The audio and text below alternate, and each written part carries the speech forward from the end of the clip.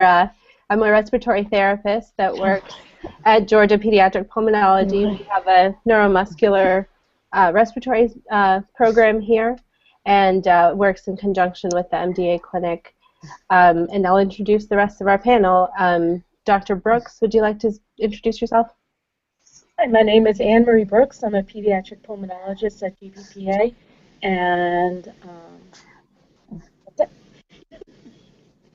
And Dr. Fan? Hi, I'm Han Fan. I'm a pediatric neurologist at Emory, and one of my interests is neuromuscular disorders, and so I work closely with Dr. Brooks on caring for these patients. All right, and then we've got Jenny Bruner. You can introduce yourself. Jenny Bruner, and I am a parent of a 15-year-old daughter that has spinal muscular atrophy type 2. All right, and then Lewis, your turn. You introduce yourself? I think he was having problems hearing us. Oh, okay. Well, Luke, Okay. you introduce yourself first. My name's Luke Waddell, and I'm a patient with pulmonary problems. Okay. And you've got Duchenne, right? Duchenne muscular dystrophy? Oh, yeah. Okay. And Lewis, can you hear us now? Uh-oh. Okay. So Lewis, I guess when he gets to hear us again, he might come back on. Lewis is one of our patients here as well, and he has SMA. He does a very good job of still going to school and keeping active, so hopefully we'll get to hear his thoughts in a minute. We wanted to start off on talking about how we recognize and diagnose neuromuscular disease, so I'll ask Dr. Fan to start with that. Thank you, Lenny. So as part of my role at the MDA clinic, we do see a number of neuromuscular disorder patients, and Duchenne's and SMA are the two common ones. Typically with spinal muscular atrophy, the very first presenting symptoms is actually respiratory distress. But other things that we see from a neurological standpoint is hypotonia. And especially for type 1, these are usually presented earlier on within the first 6 months of life.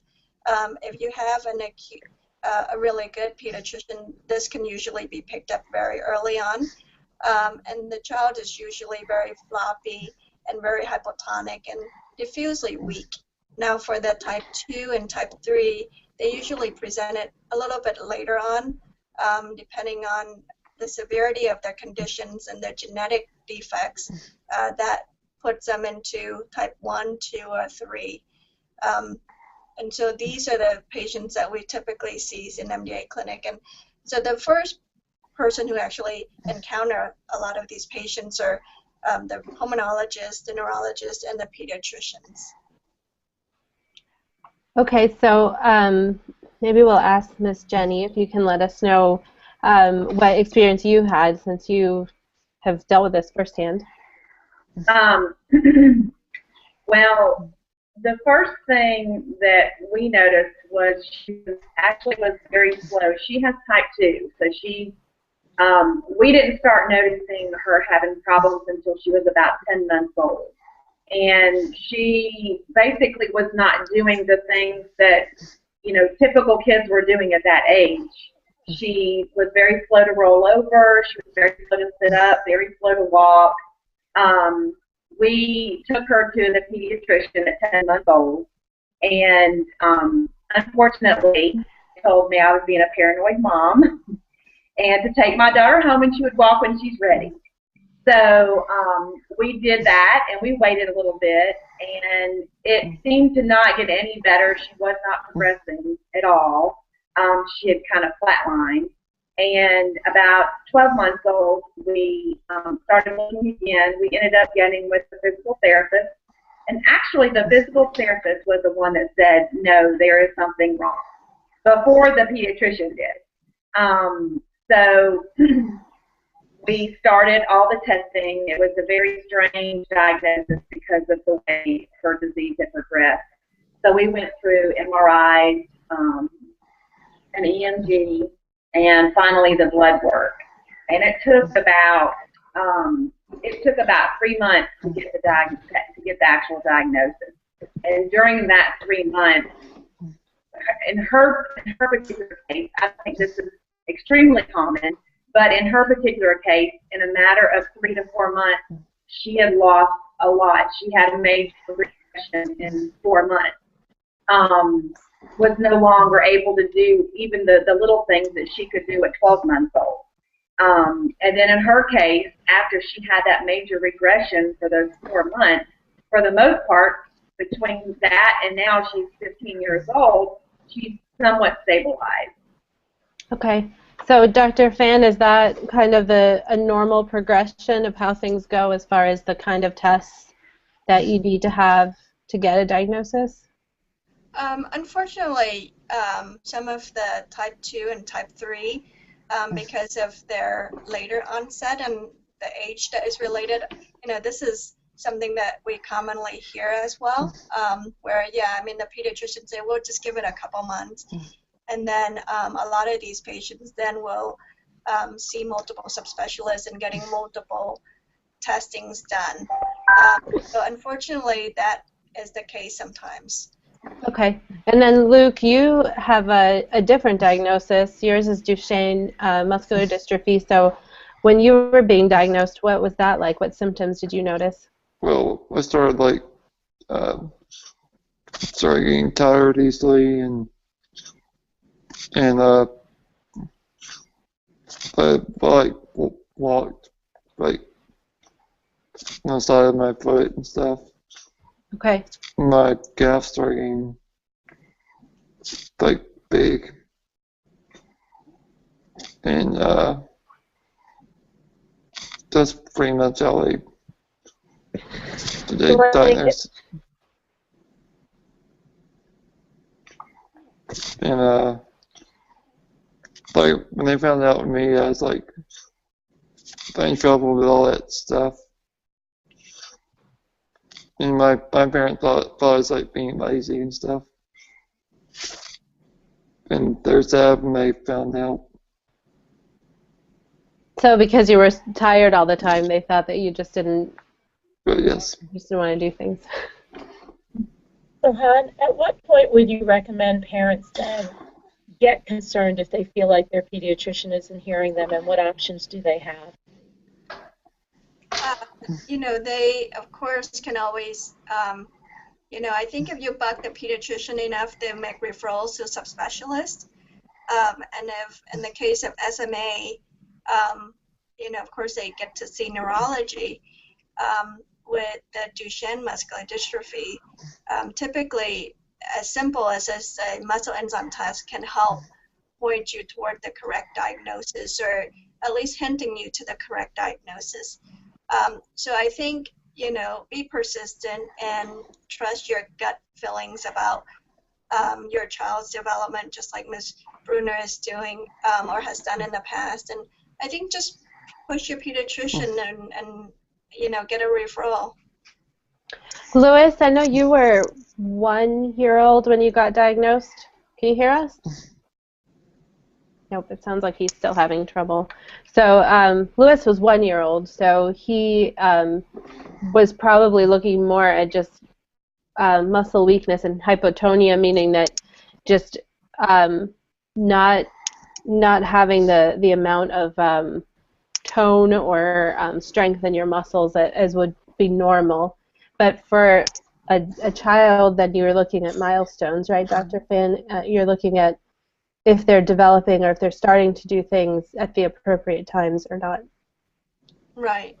So milestones is very important in the first year of life and subsequent years. But particularly for SMA patients, milestones within the first year is very important to monitor. Okay, so I guess let's move on to talk a little bit about the pulmonary specialist. Is it really important to see a pulmonary specialist, and how soon should you do that? You're going to ask the pulmonologist, obviously you're going to get the important.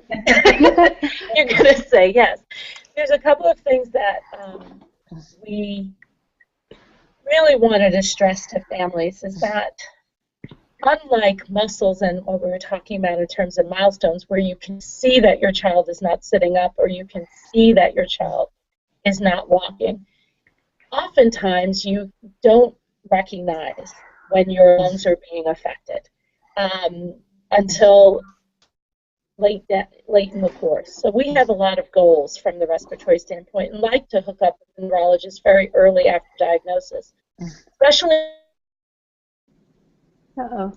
is that your lungs are growing with your body, and that even if you're not taking deep breaths because your muscles are weak, we still allow for your lungs and your chest wall to grow and develop appropriately as you get older.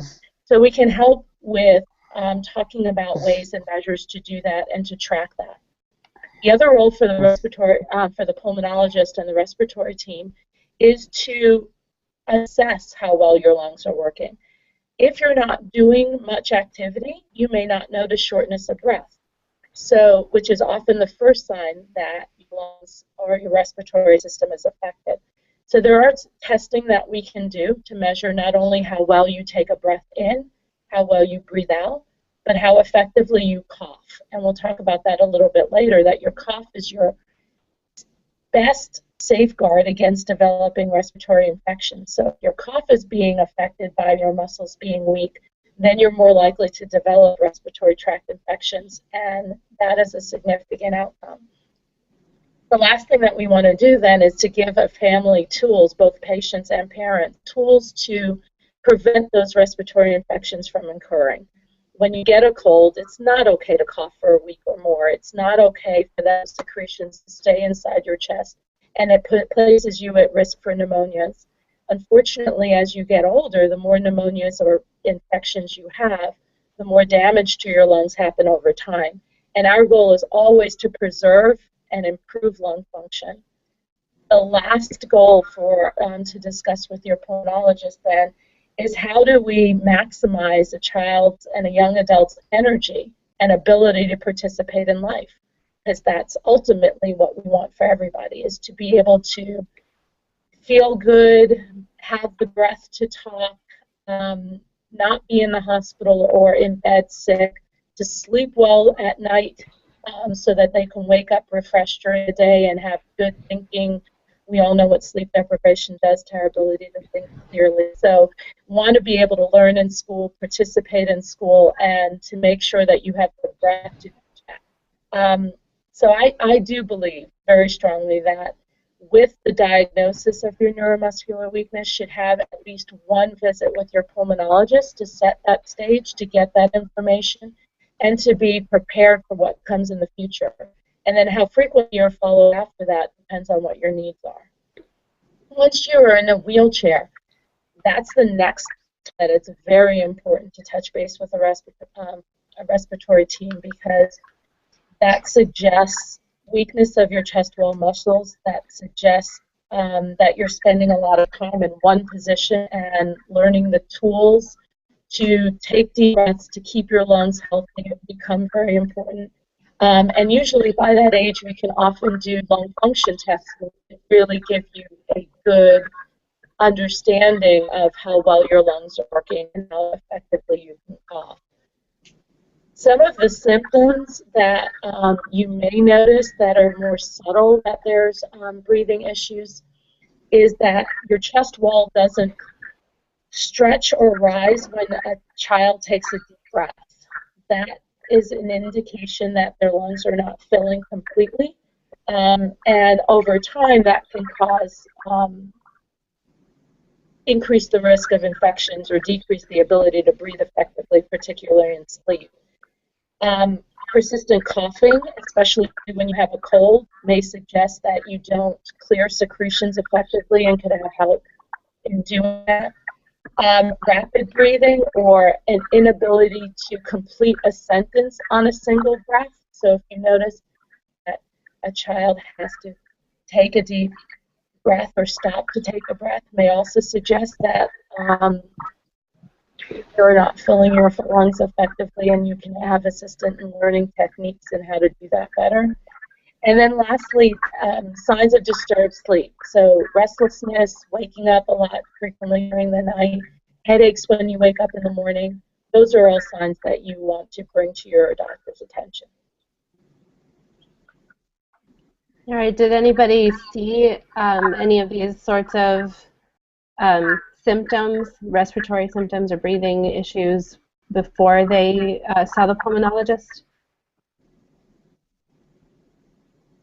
We'll ask Miss Jenny. Okay. I didn't want to. It was so long ago, so I don't really remember. But we did get our.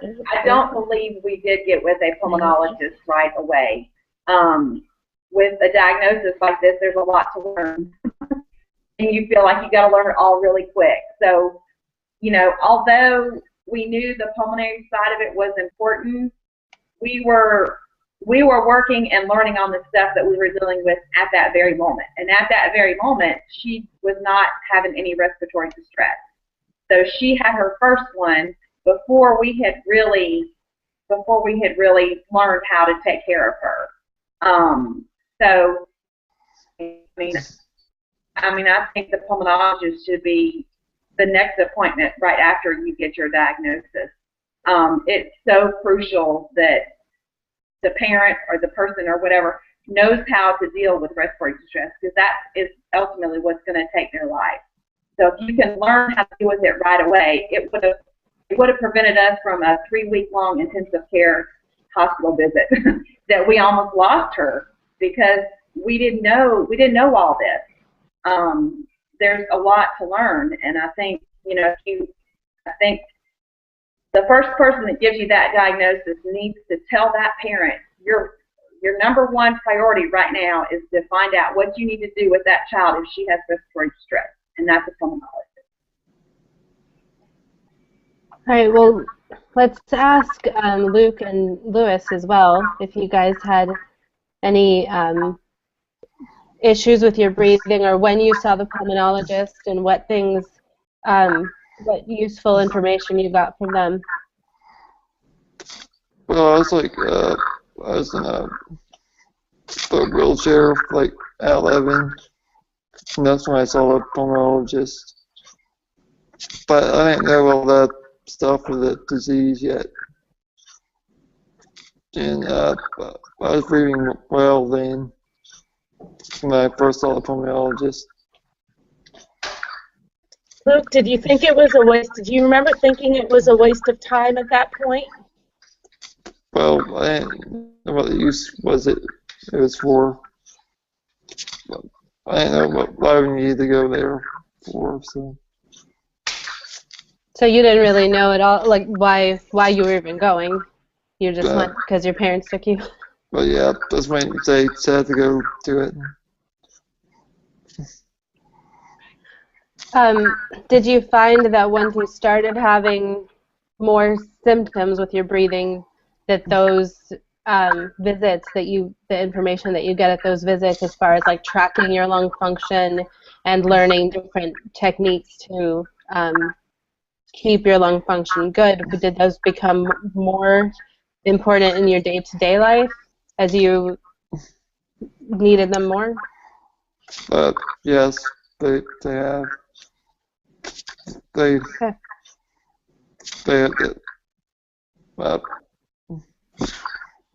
can you explain the question again? I think he wants the question again. Oh, sorry. No, I was wondering. How did that just become more important in your life as you went along? Oh yeah, because my lungs function has gone worse since I've gone on, and I started getting sick more and stuff, and it started to become more important to me. As a pulmonologist, it helped me.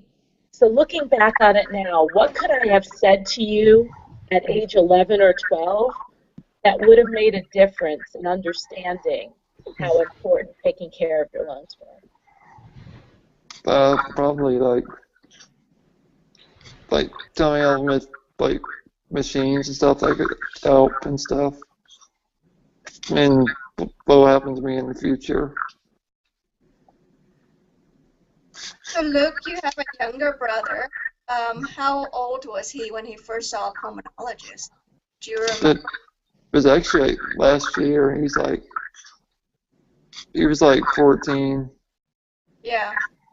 Yeah, and I think us on the other side and other subspecialty need to do a better job at referring to you guys, the pulmonologists, early on, especially for a lot of these neuromuscular patients. The earlier the better to prevent complications such as hospitalizations and other things that could prevent and subsequently can save life as well. Dr. Fan, I know that you also have an interest in sleep issues. Are there ones that are specific or more prominent in people who have neuromuscular disease? So for Duchenne's and spinal muscular atrophy, the most important thing is to, of course, get them to see the pulmonologist as early as possible. Now, I think the traditional thought was that, until they develop snoring or getting into a wheelchair is when we refer them to the pulmonologist. But actually, it is now important to get them to see pulmonologists and do surveillance studies like pulmonary function tests, sleep studies, as early as possible. If anything, it gives you a trend of how the patient is doing. And in some form of myopathy, like collagenopathy, they actually have more respiratory problems even when they're still walking and still emulating. And it's a false impression that, oh, they're doing fine because they're still walking. So our practice in the MDI clinic has changed over time, and we're now getting patients to see the pulmonologist at the time of diagnosis. And even if it's just a yearly visit, at least somebody's looking at them on a yearly basis for their pulmonary function. And then subsequently, the following pulmonology visit will determine based upon how their pulmonary status is. And I'm sure, Luke, when you first was seeing Dr. Brooks, I'm sure you were seeing her maybe once every 6 months or once every year. And I don't know how frequency your visit with her has been in the last year or so. Well, actually, I'm with Dr. Poplar. Oh, Dr. Poplar. Yes, Dr. Poplar is the other pulmonologist. Got the other guy. Louis, are you there? Yes, I'm here. Oh, we can hear you. Oh, good. You're back. So how often do you go see the pulmonologist, Louis? Louis? Uh-oh. Louis, how often do you come see me? Well, before I got the trilogy, it was probably every 6 months. Well, more than that, but I'm not very certain. Well, on the So time basis. what do you think has been the most important piece of information you've learned from a pulmonologist? Well, the best piece of information would have been possibly that I need.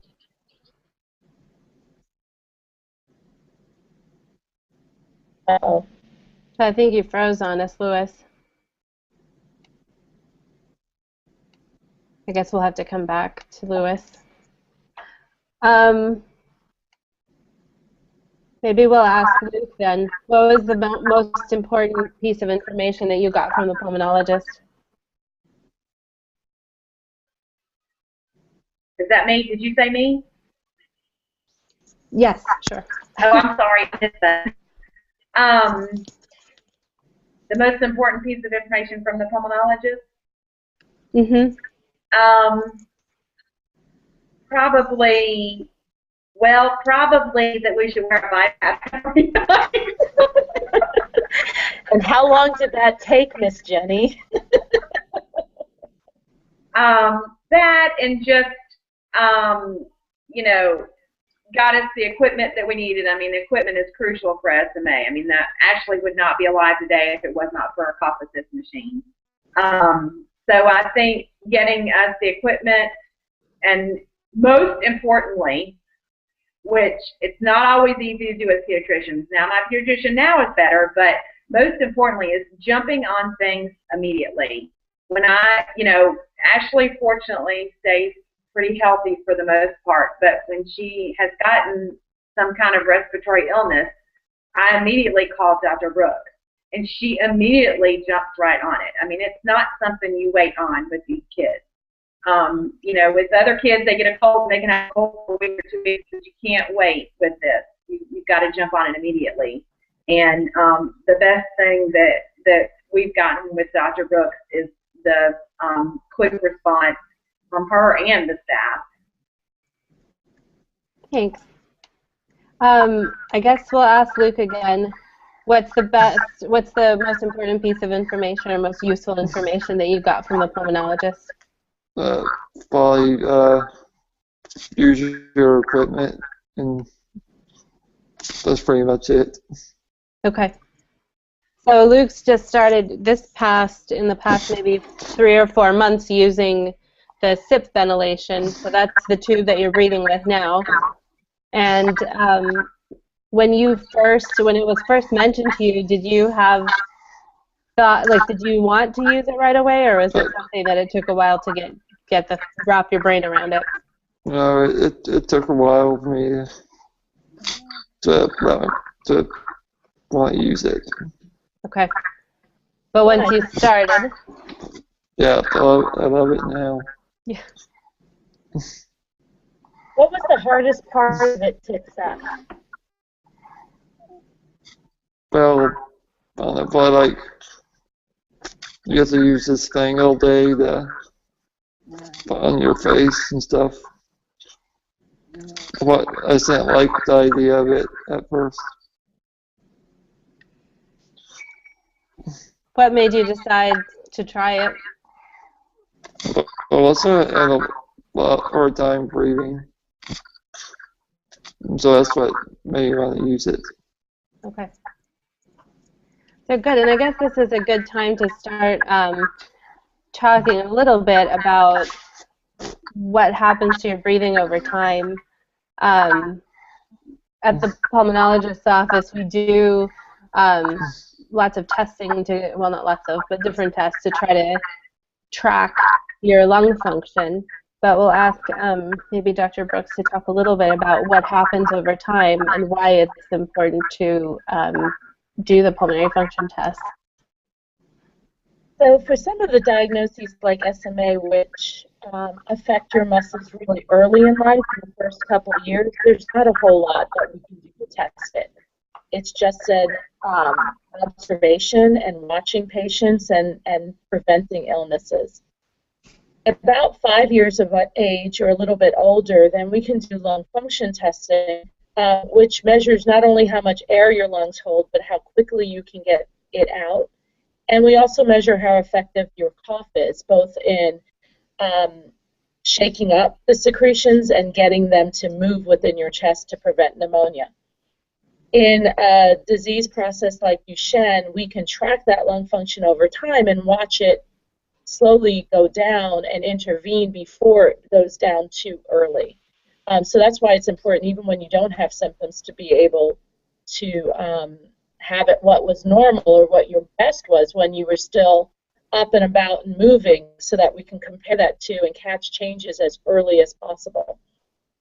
The other things that what happens over time is that having infections frequently, as your muscles get stiffer and weaker, not filling that balloon that's your lungs with air, all will make it stiffer and will make your lungs function less effectively. So then you become more and more short of breath, more difficult to actually catch your breath, more difficult to have enough air to speak.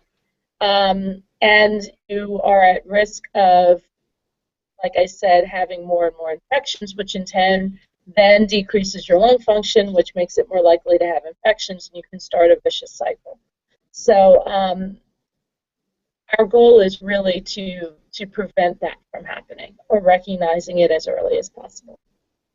Okay, and then we also talked about, or we're going to talk a little bit about how important a cough is, or having an effective cough. And we have a quick video. Let me preface that, Lenny. Sure. Excuse me, I'm sorry. Let me preface that for 1 minute. So not only do your lungs need to fill with air for you to be able to speak, because it's that air that's coming out that allows you to have a voice, but your lungs need to fill with air to get the mucus that's in your chest that we all make all the time to move and not stay in one place. When it stays in one place, that mucus can develop bacteria growing in it, and that's how pneumonias form and infections form.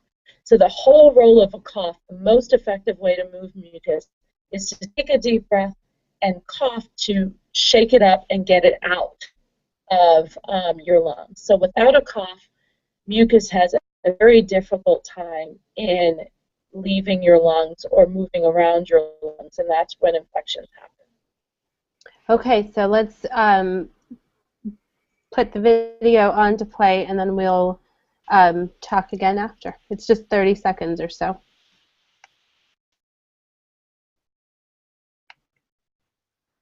And I'll try to get it up here.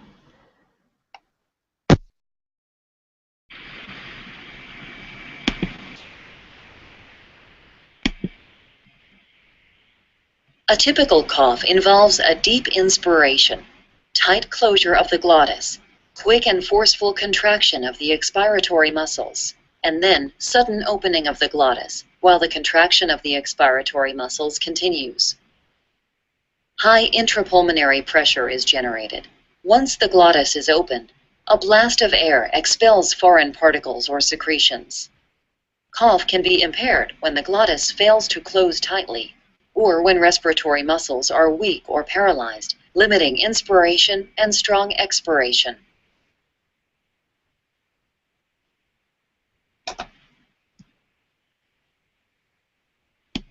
All right, so that was our video, and Which, anyone for would like those to of comment you on who are tech savvy, can go back and look at it in slow-mo. It is so cool. that? So this, it was more of a, I guess, illustration of what you just said, Dr. Brooks, about the role of that air and just being able to, first of all, inflate your lungs, but also push that air out forcefully. Are those things that where you might notice a problem early, or usually do you need to have testing done to see that that's going to be an issue?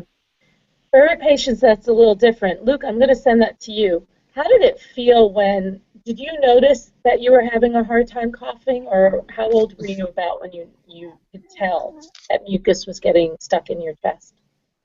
Well, I was about 14, and that's when I just got over pneumonia, and I was having a hard time coughing then. So I got the cough assist, and that helped a lot.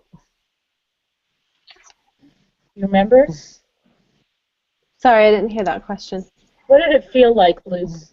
Did you actually feel mucus getting stuck in your chest? I've always wanted to ask somebody that. Well, yes, it was like it feels like you need to get something out, and then you can't without the cough assist. So do you find yourself coughing a lot and you feel like you just, whatever's in there isn't coming out? But yes. Okay. Louis, can you hear us? Louis?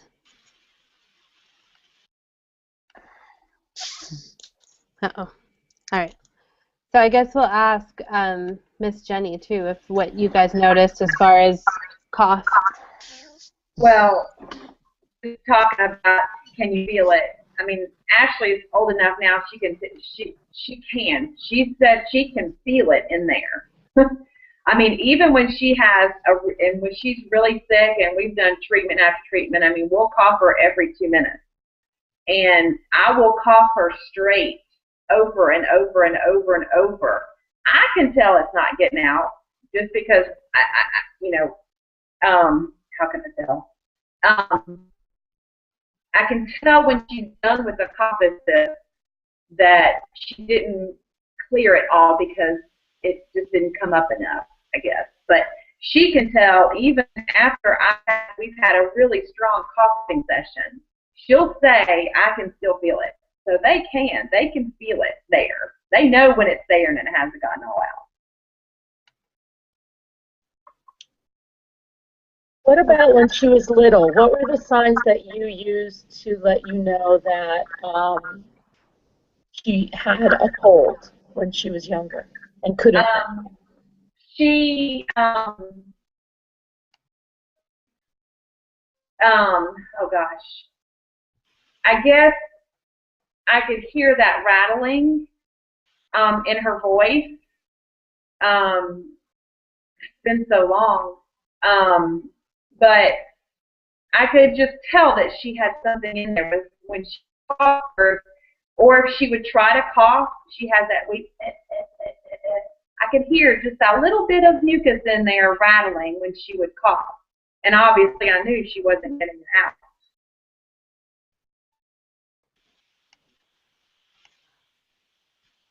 Oh. Are you back? Are you back, Louis? I'm still here. How do you know when you need to cough?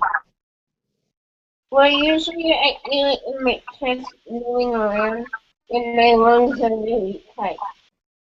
Right.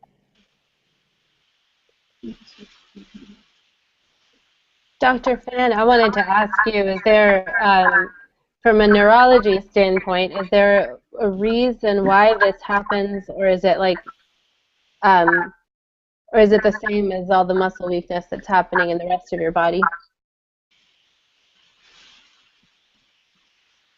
I think you're muted. She is. Okay, can you hear me? Yes. So with SMA and Duchenne muscular dystrophy, especially with SMA, respiratory status and respiratory function get compromised fairly early on.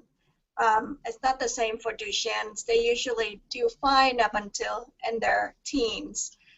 But largely is related to the poor respiratory effort and poor respiratory muscle strength that result in a number of things. One is they can't effectively clear the secretions, and I'm sort of speaking this as a non-pulmonologist, but the other thing is they can't fully expand their lungs, and so that can cause for things like hypoventilations or hypoxemia.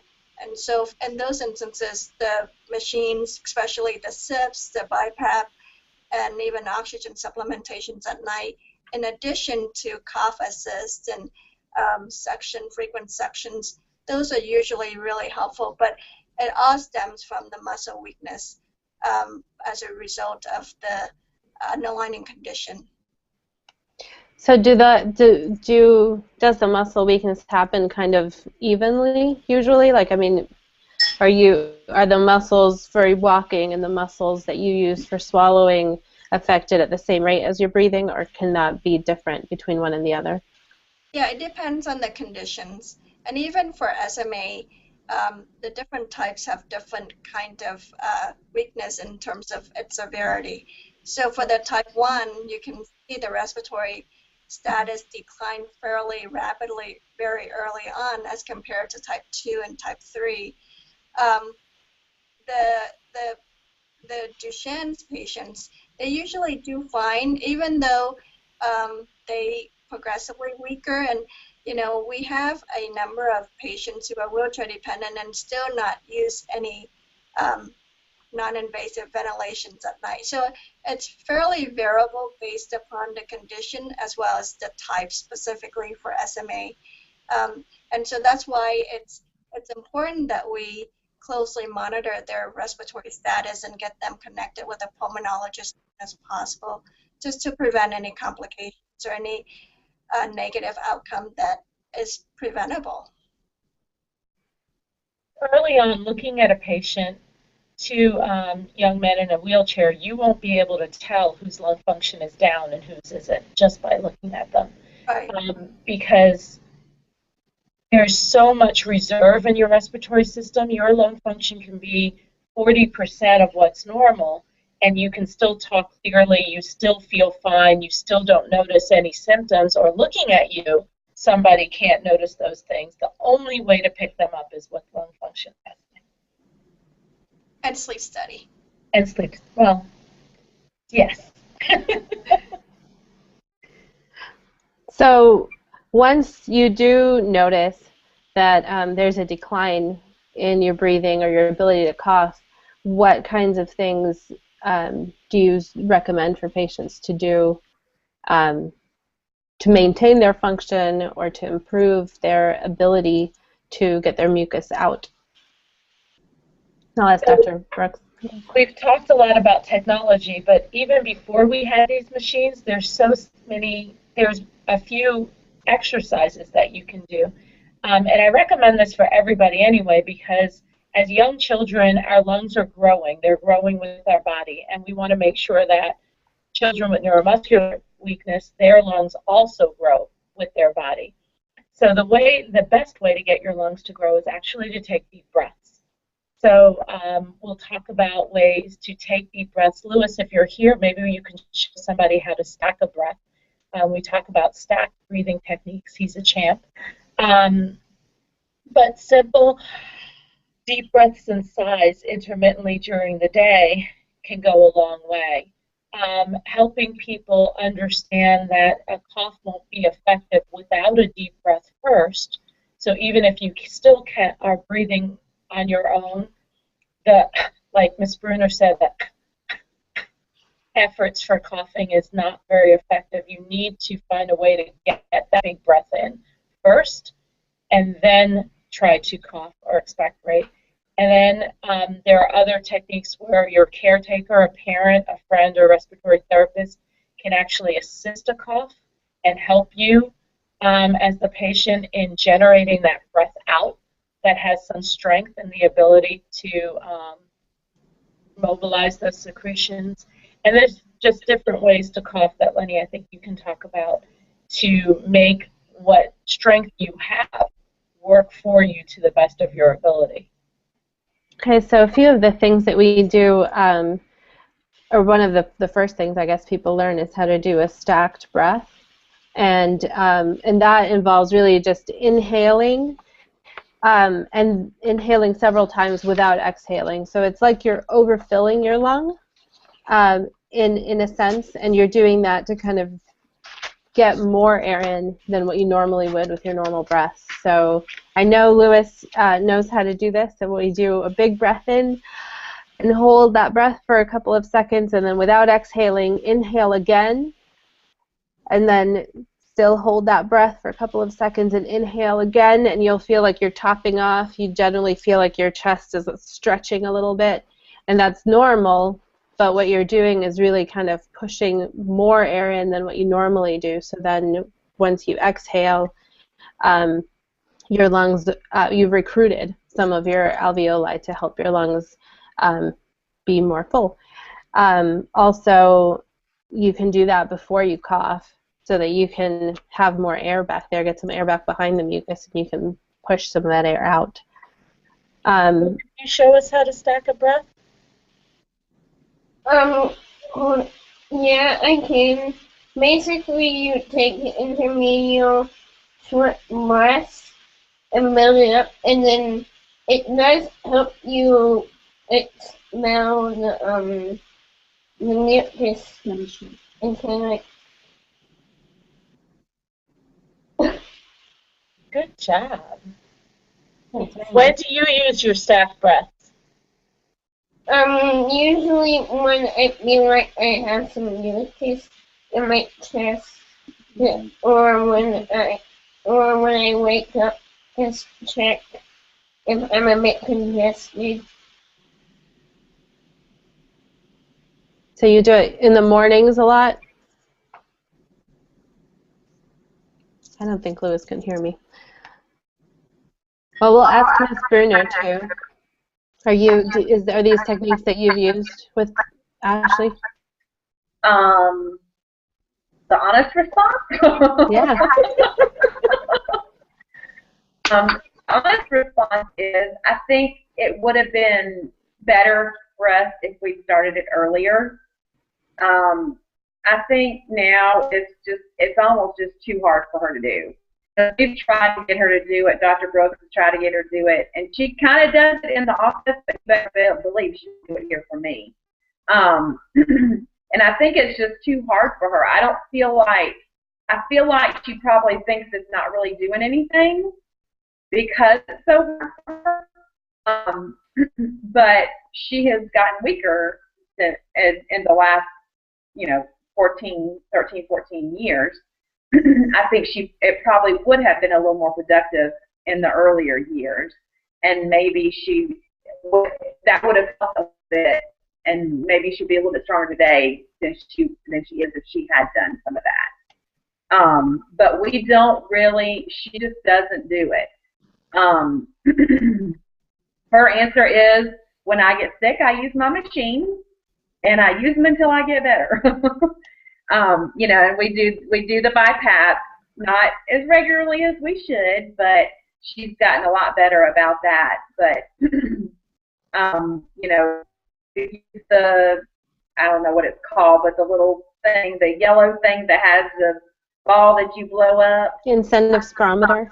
Yeah, I mean, we've tried that, and she did that a little bit, but honestly, it's really the machines. Unfortunately, we're dependent on those machines.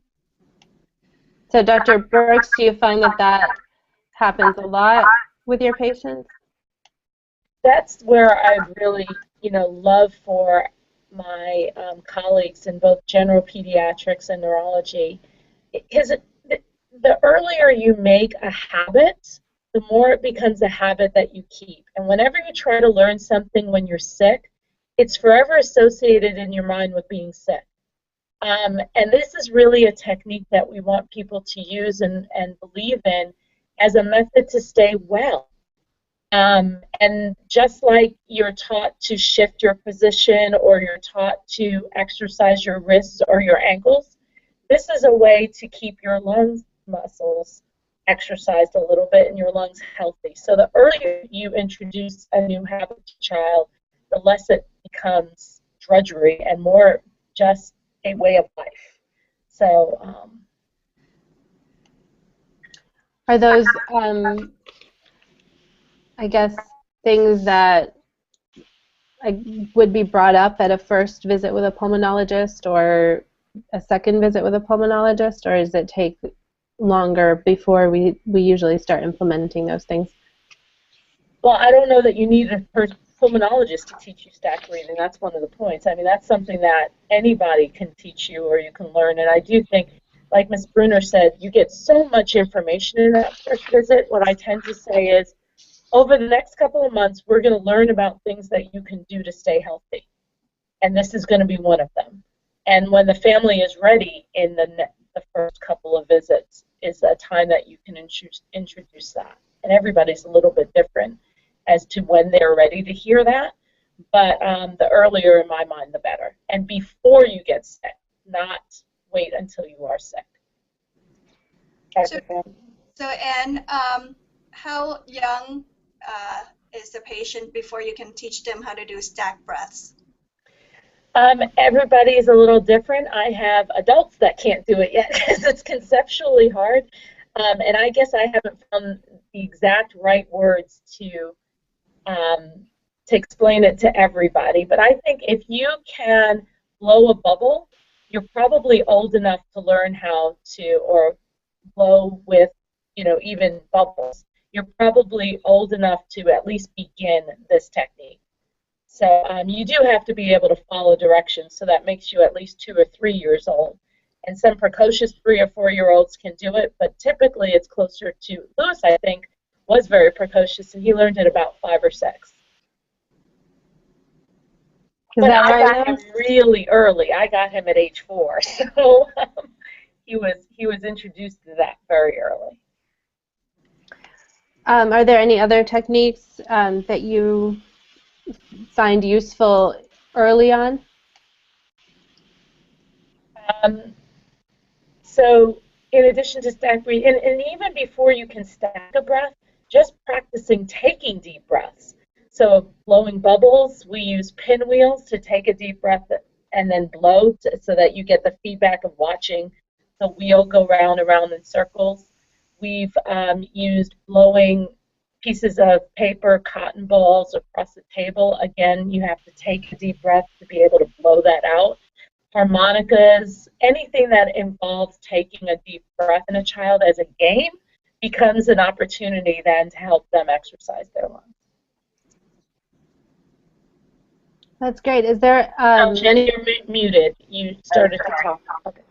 I was just saying that, talking about the blowing, you know, getting them into physical therapy and occupational therapy immediately. We did a lot of that in therapy, a lot of blowing cotton balls and a lot of that stuff that at the time I didn't realize that that was affecting, that was helping her lungs. I just thought it was part of the therapy. Lewis, I know you do some of these techniques, so which one do you find to be the easiest, or the one that you do the most often? Lewis? Oh, I don't think he can hear me when I speak.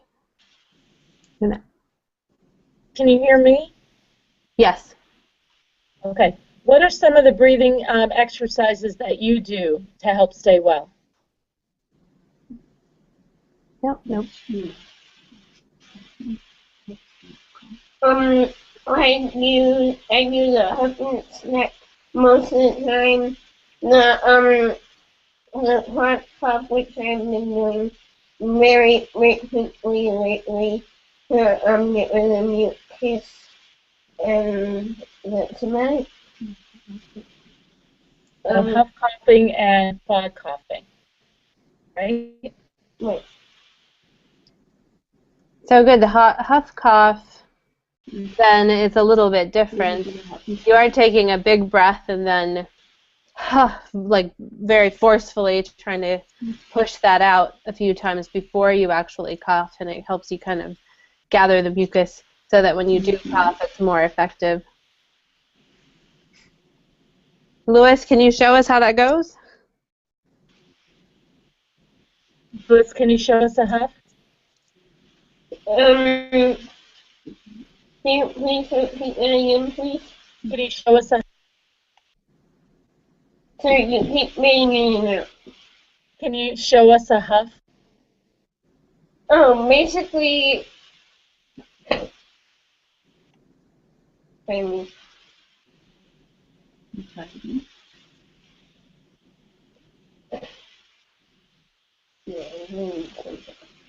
do you want to do? actually, I think I may need to do a quad cough real quick, which is pretty easy. Basically, compressions on the lungs.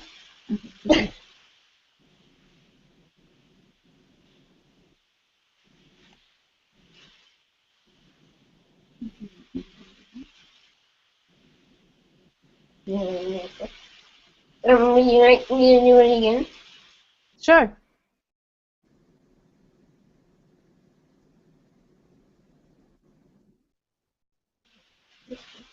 So when you guys do this at home, obviously you need an assistant to do the huff cough. We're not getting any sound at all. Uh-oh. Better now? Sorry, hold on. We're not hearing you guys. Oh, okay. Luke, were you ever told to huff?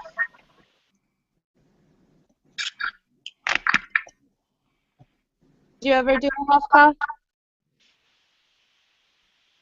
Who are you talking to? Luke. Luke. Luke, did you ever do health cough? Well, they might have told me, but I don't remember if I did. Okay. So, and like a lot of the maneuvers are, you know, so I guess my question is, how do you convince a family that these are helpful in their lung functions and lung health? Because a lot of these maneuvers, they probably look at it and say, well, you know, it's pretty simple. How could this really help my lung function? Well, what sort of things do you tell them, and how do you convince them that please do it, this will help you? So with the experience of Ashley, I'm not always very successful. The goal really is, like with any care, is what is it worth it to you to stay healthy? You know, it's really trying to find something that matters that you can't do and help suggest that doing this will make that better. Unfortunately, with so much of this lung disease, everybody doesn't notice that they have problems breathing. So you lose that incentive then. You know, so if somebody's not getting sick all the time or doesn't feel like they're bothered when they do get sick, then it does become quite a challenge to convince them to take time out of their day to do something that they don't believe makes a difference. The key to that then is really making it a part of your life when you're a child, and it's still a game and it's fun, so that you don't realize that what you're doing is work, and you don't realize, like Ms. Bruner said, in PT, you were playing these games and you were blowing it, and you didn't realize that what you were actually doing is keeping your lungs healthy. So the earlier we introduce some of these techniques to families, the more invested they are, because that's the stage in which you're trying to do everything to keep your child as healthy for as long as possible.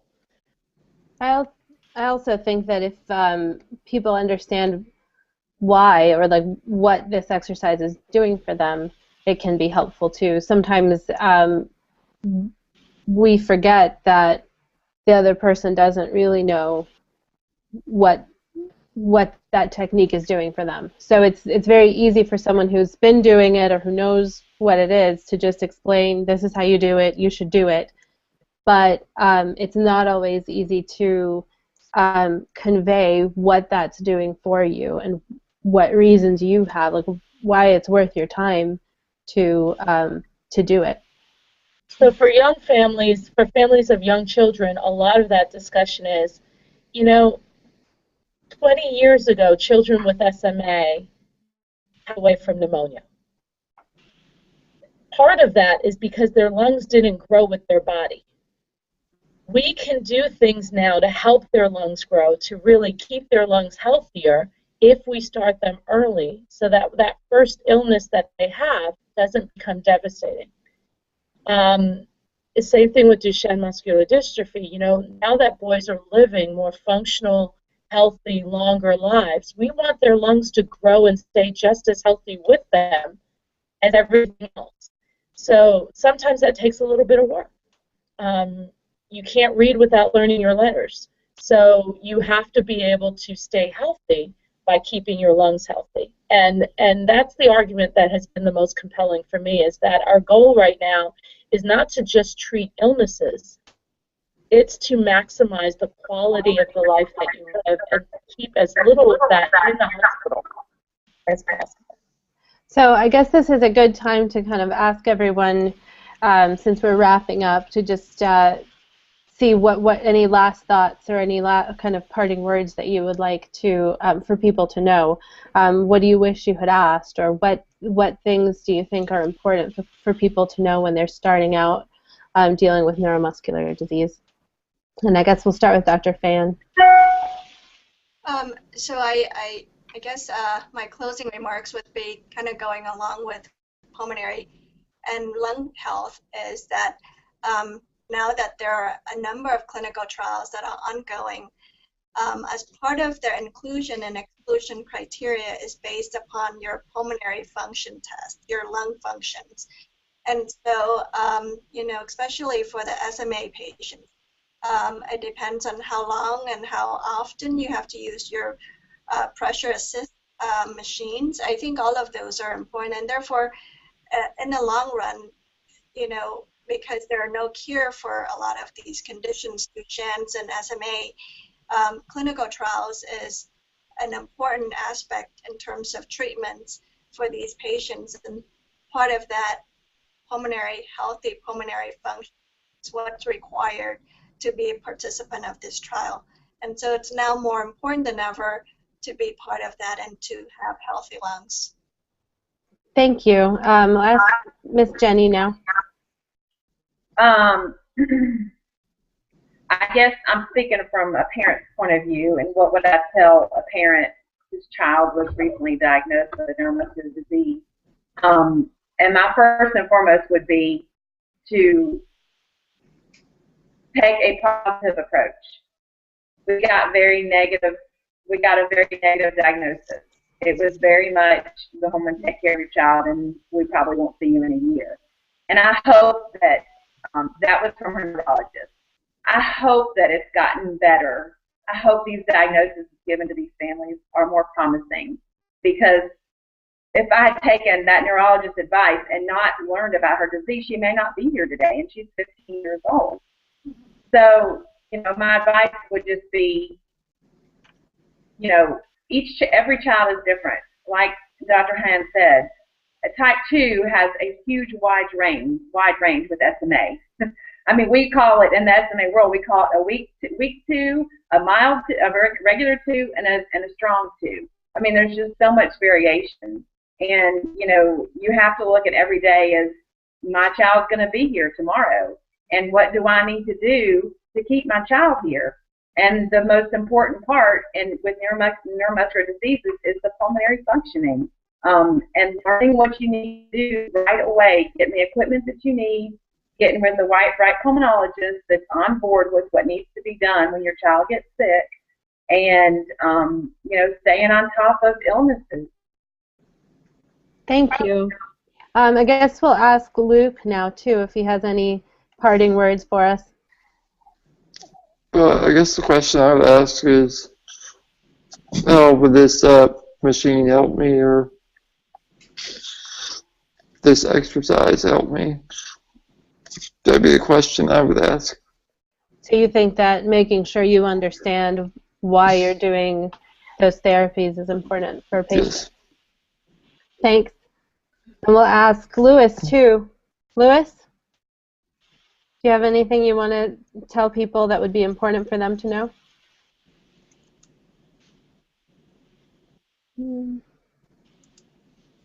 I don't think Louis can hear me. Hello, Louis? Nope.